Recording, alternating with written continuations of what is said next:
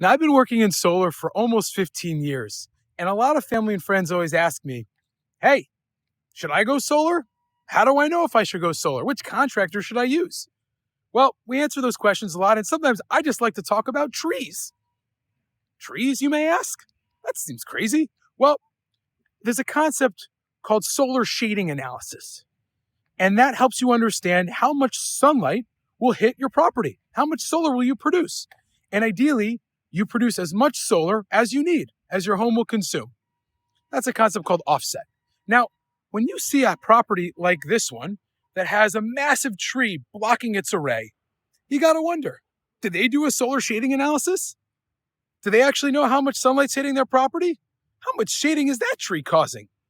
Now, let me tell you the story of the house. There were actually a lot more trees here. You can see there's a lot of open space.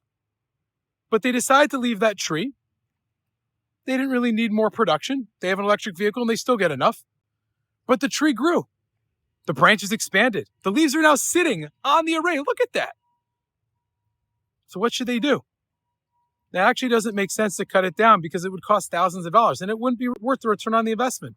But what's important to find out, the key thing here is to find a contractor, a solar contract that will come on site and walk through this with you.